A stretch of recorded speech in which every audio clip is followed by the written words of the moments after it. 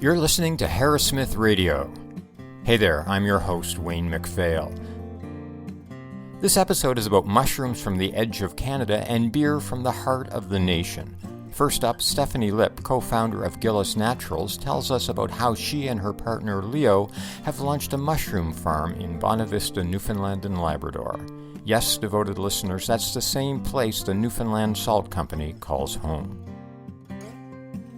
Next, we learn about how Harrowsmith inspired craft brewing and the dozens of reasons Ottawa is the beer capital of Canada, according to some. By the way, if you want to read Harrowsmith magazine instead of listen to it, you can subscribe to the print version online at harrowsmithmag.com. And you can find Harrowsmith magazine on selected newsstands across Canada. But for now, settle in for the next half hour of Harrowsmith Radio. Stephanie Lipp was an Ontario girl born and bred until she met her partner Leo, a Stephenville, Newfoundland and Labrador lad. The two visited Leo's hometown. Stephanie fell in love with the province, and when a chance popped up to start a business in the entrepreneur-friendly Bonavista, they jumped at the opportunity. Now their passion is bearing fruiting bodies in the form of 6 different types of mushrooms. Here's our conversation about their fungus farm on the edge of the sea. Hey Stephanie, thanks very much for joining us. Tell me a little bit about what Gillis Naturals does, because it's sort of like it's mushrooms, but more than just mushrooms, right? So give me just sort of a quick elevator pitch on what you actually are producing out in Bonavista, Newfoundland. Gillis Naturals is a developing mushroom farm. So our primary goal is to grow mushrooms on a medium to large scale. They are gourmet mushrooms because they are specific varieties that are prized for their taste, for their nutrition. They're not the typical white button mushrooms that you get in the grocery store, which are also delicious, but we just have a more rare mushrooms that aren't as well known, but they're gaining popularity with chefs and in restaurants.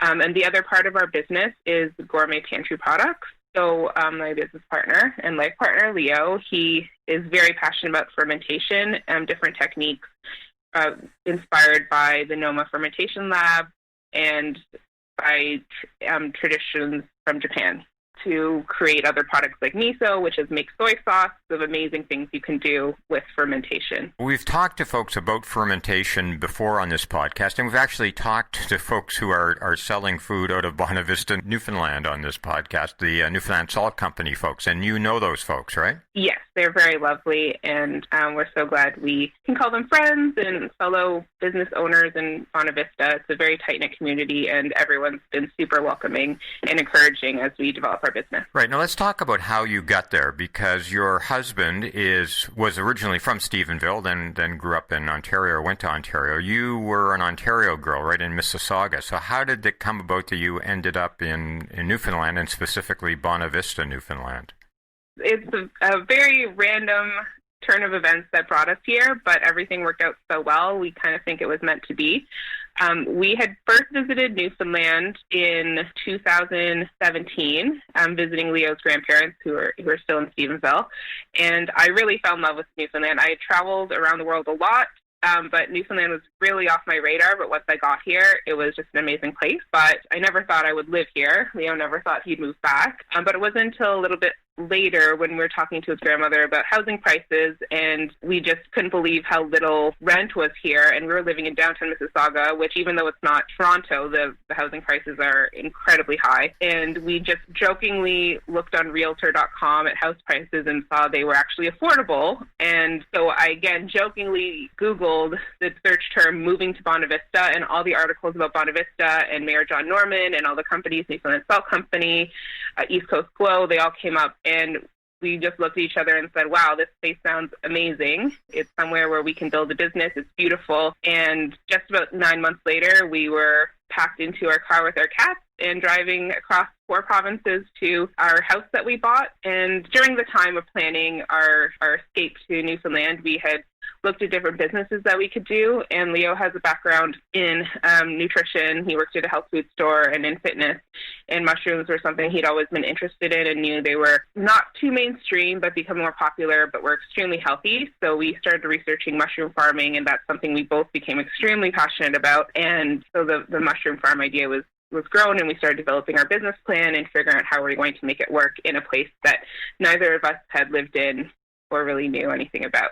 The large part of our business is the education factor. We want to help people with nutrition, teach people how to enjoy mushrooms because there's so many great benefits of them, and the fact that they're extremely sustainable.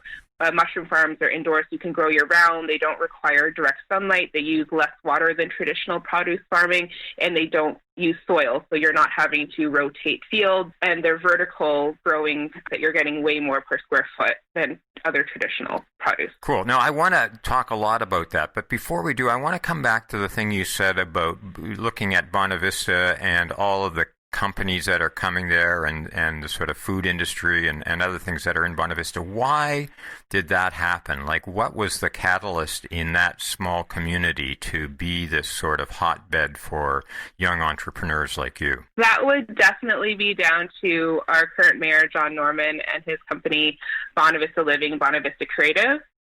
He grew up in Bonavista and experienced the economic effects of the closure of the cod fishery in the early 90s, but he always had a passion for where he grew up. And after doing a few, education jobs in different fields, he came back and started restoring the beautiful old buildings here, and that really snowballed. So he renovated homes, renovated business spaces, storefronts, and that just slowly grew and grew and grew to a place that draws people who want to do these businesses. Right, so sort of mushrooms. Yeah. So let's talk about your mushrooms. So you talked about vertical farming and indoors and not requiring direct sunlight and not needing to turn over soil and stuff. So paint me a picture of what your mushroom farm looks like. It's still in developing to get the large-scale commercial base that we need to grow the business, but currently we are growing in our own small space to do, research development and for our own use and for, our friends that are interested while we're getting the bigger operation up and going. But the growing area consists of an enclosed space that holds in the humidity and the temperature, so that's controlled as well. There's also a need for airflow, so we have a fan going as well. You need to exchange the air because that is a part of the growing process. Then there's shelves, which contain all the bags. So we basically want to have an environment that's conducive to growing the mycelium, which grows into the tinning of the mushroom, which then creates the fruiting body, which is the fresh mushroom, which is then harvested when the time is right. So where do you get the actual mushrooms from, or the mushroom spore, I guess, from? We order cultures, and those come from people who have labs dedicated to creating quality strains of mushrooms. So they're commercial strains. They are selected for their taste, their color, their strength. There's mushroom strains that are great for cooler temperatures, for warmer temperatures. And so we figure out which ones have the biggest benefits to us. And then once we receive the strain, it's kind of weird. It comes in a syringe, and we're shocked that it never gets stopped at the border because there's not a lot of information. It's literally just a syringe full of clear liquid. And so We're glad that Customs left it through.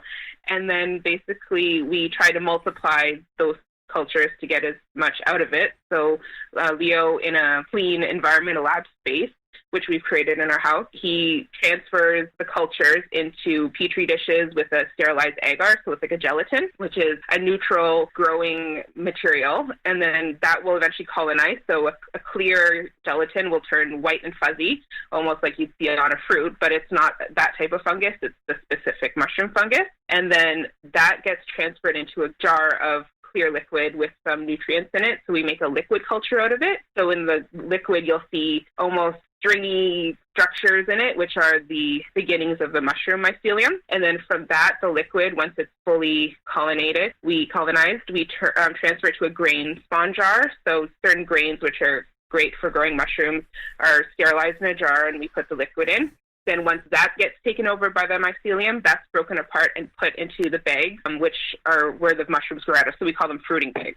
Wow, that's really quite an involved process. And actually, it's funny, it reminds me of when I was talking to the folks at the Newfoundland Salt Company, there's this sort of multi-stage process that they go through for what they're doing as well, although obviously in their case with inorganic material, not organic material.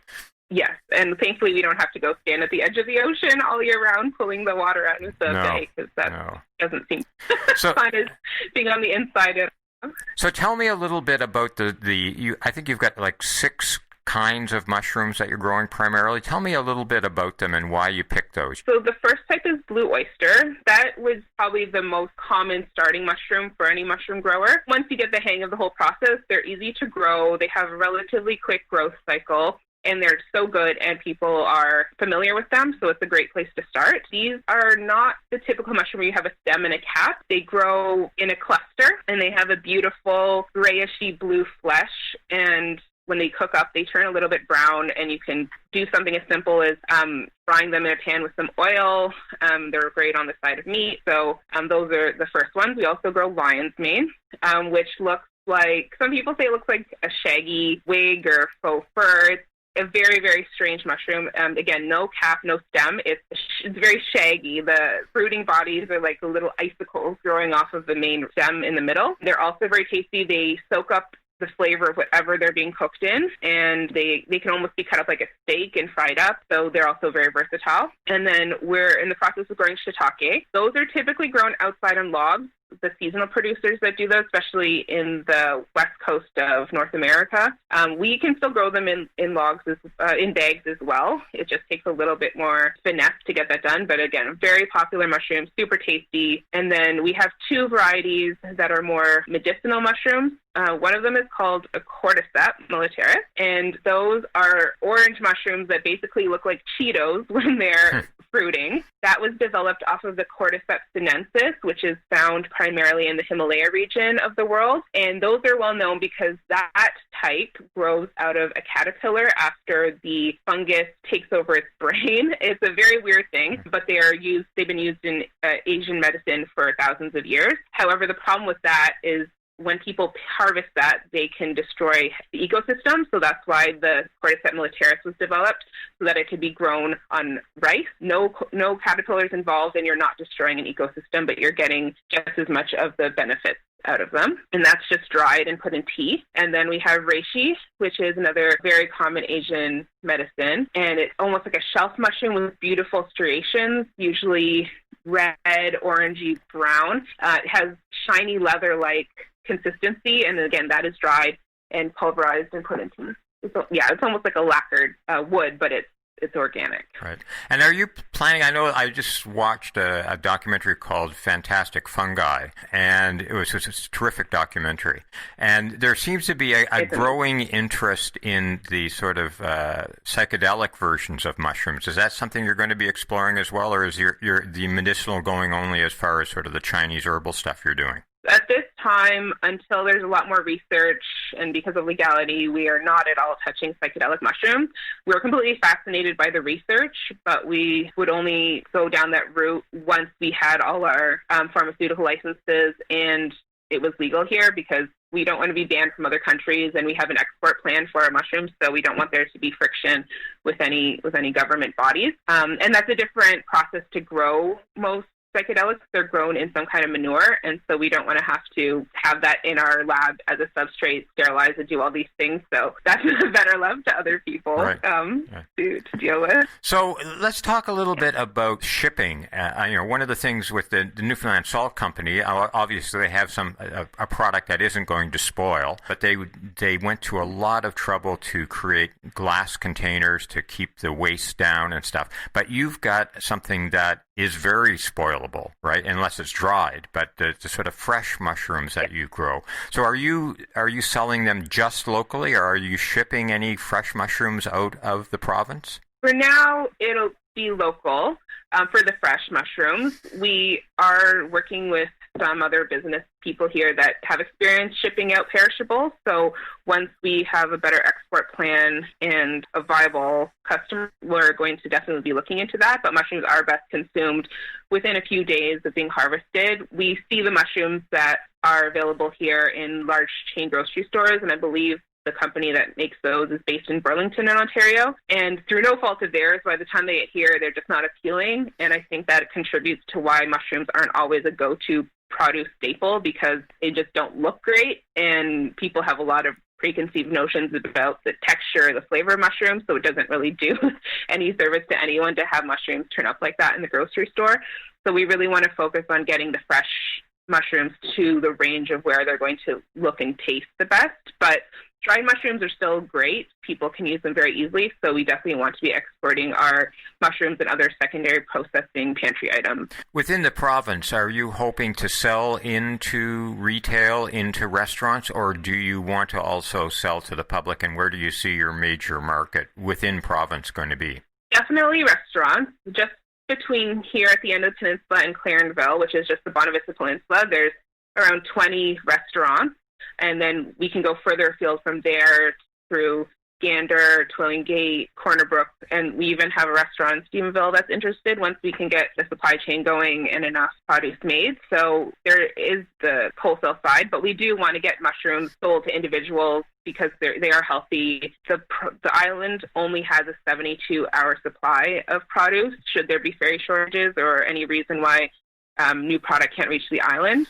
And we import 90% of the vegetables that are eaten, so we want there to be a year-round healthy option for Newfoundlanders so that we're not as reliant on outside sources of healthy food. So you're trying to contribute to sort of food security in the province to some extent. Yes, that's something that we want to contribute to as much as possible through education, partnering with organizations like Food for SNL. We'd love to get our mushrooms into their Farm to Healthcare project where they serve local produce in care homes, hospitals, and schools to encourage better nutrition. Right.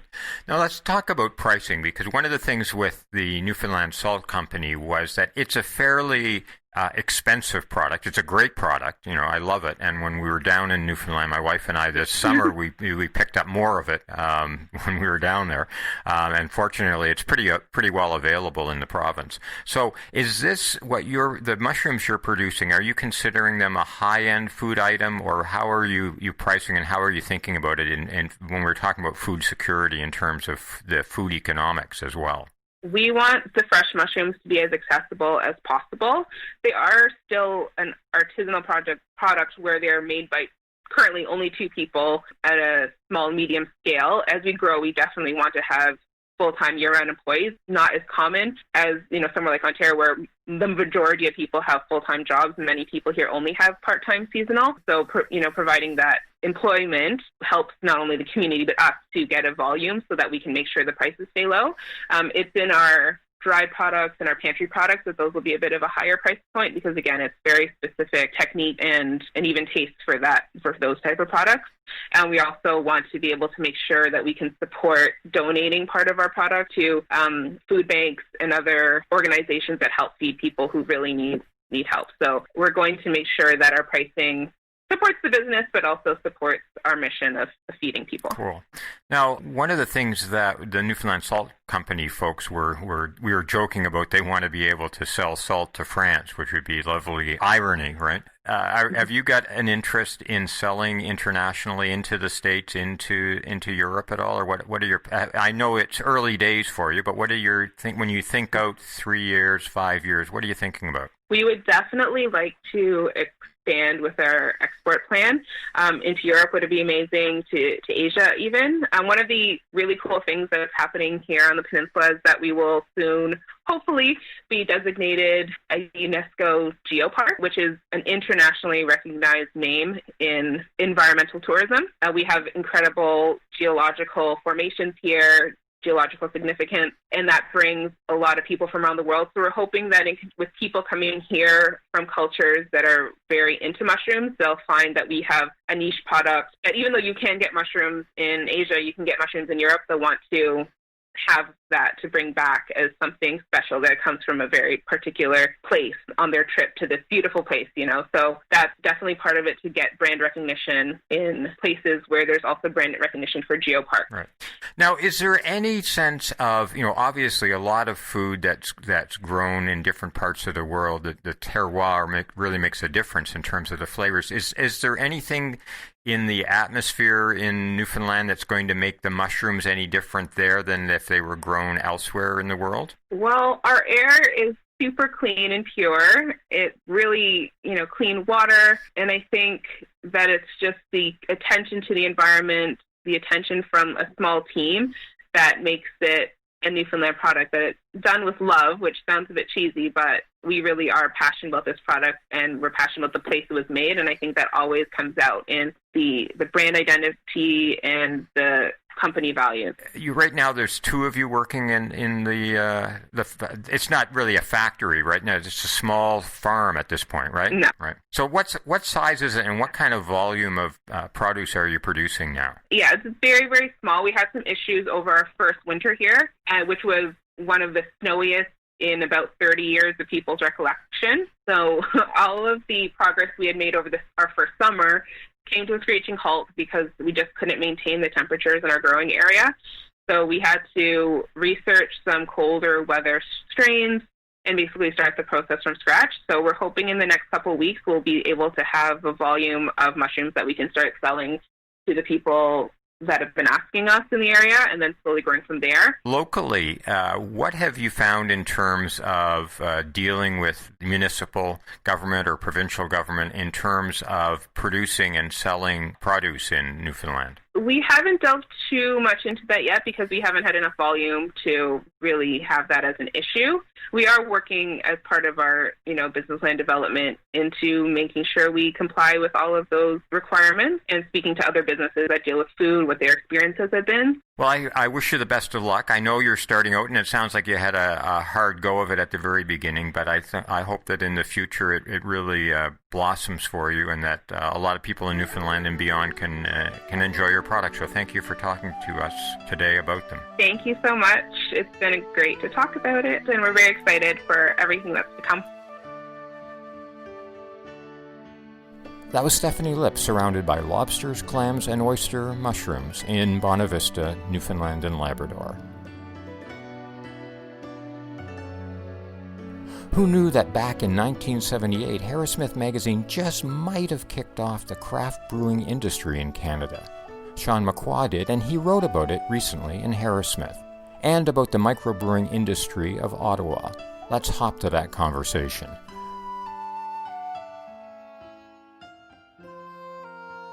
Hey, Sean, thanks for joining me. I wanted to start off by talking about something that you mentioned at the very beginning of your piece in Harrowsmith, that actually Harrowsmith was claimed to be sort of the inspiration for craft breweries in Ontario and maybe in Canada. Can you talk a little bit about that? Because that's really, really interesting. I didn't realize that. Yeah, it's actually an interesting story. There's an author named Ian Coates who wrote a really interesting book called Brew North, a history of brewing in Canada. And it's a beautiful book full of all sorts of pictures that go back into the 20s and 30s and right up until modern times. It's a pretty book. And in it, he credits an article in the June issue of Harrowsmith, June 1978 issue of Harrowsmith, by Frank Appleton, called The Underground Brewmaster. And Frank Appleton at the time kind of made a plea to the country to say, let's get back to our beer roots. Let's start making our own beer again, people. And if you think back to the 70s, it was a bit of a return to the land movement going on, and it was kind of the start of environmental awareness and environmental consciousness. So I kind of think that's where it was coming from, was a position of getting away from large corporate beers and getting our hands back into the land like we all belong. And in your piece, you go from that to talking about craft brewers, particularly in the Ottawa area. So let's talk about what are you seeing in Ottawa itself, and then maybe go a little broader into the Ottawa Valley and the Gatineaus. Like, what are you seeing in terms of craft breweries that's really attracted your attention? Yeah, so I think the craft brewery scene in Ottawa kind of started to emerge in the mid-'90s, and there's a local brew pub here called the Clock Tower Brew Pub, and that started in 1996, and they were kind of the first people to bring a wide selection of homemade beer or locally made beer to the taste buds of Ottawa. And then since then, there's been as everywhere in Ontario and across the country, there's been a profusion of craft breweries, and now in the city of Ottawa, within the city, there's probably about 24 or certainly 20 craft breweries around the city. City and then up into the Ottawa Valley. If you went from the Quebec border all the way up to Pembroke, for example, there'd be almost 40 craft breweries around. And some of them, sadly, have passed away, too. I think a lot of people jumped into craft brewing, and I think the people I've talked to suggest it has to be a work of love. I don't think anybody's getting rich off of this, or not a lot of people are getting rich off of it, but certainly you can make a living off of it. But I know that some breweries have opened and then closed, and frankly, there's been some bad beer out there as well, although the cream rises to the top, or the foam rises to the top, and we now have some really yummy beers out there. Yeah, I was thinking one of the brewers you mentioned was Bose, and Bose Lugtred, at least here in Hamilton, has become sort of a staple go-to beer in a lot of places. Yeah, Bose is a really neat story, and it's situated in a lovely little town called Van Cleek-Hill, which is in the far east end of Ontario, underneath a little town called Hawkesbury, pretty close to the Quebec border. Really beautiful country down there, and they had opened that brewery back in the 90s again, and I think in the 90s anyway, and had been really, really successful, and they were probably the most successful of the outlying countryside breweries around Ottawa for a long time. And what's interesting is just a couple of years ago, the owners decided that they didn't really want to sell out to big breweries, as some of the smaller craft breweries in Canada have done, and they actually basically gave the company to the employees, and now it's an employee-owned cooperative. Oh, that's great. I hadn't realized that. This is a great story. I should check in on those guys. That'd be pretty interesting to chat with them. And before you go, because I know you've recently done a book, and I wanted to give you a chance to talk a little bit about it. Tell me about what you've written. Yeah, I've recently wrote a book called Eastern Horizons, and it's subtitled A Tale of Failure and Redemption.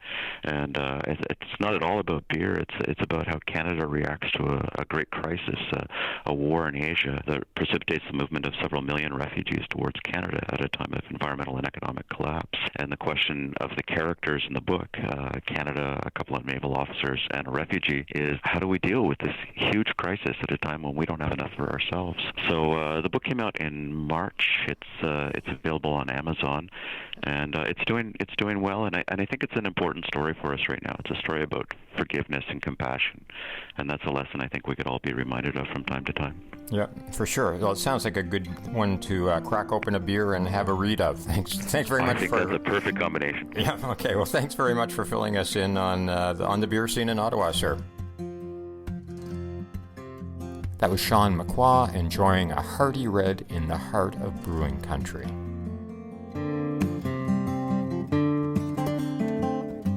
So, here we are at the end of this episode of Harrowsmith Radio. I hope you enjoyed it. If you did, please consider subscribing to this podcast on Apple iTunes or in your favorite podcast player. And please, tell your friends and family. Got feedback? We'd love to hear it. You can email us at letters@harrowsmithmag.com.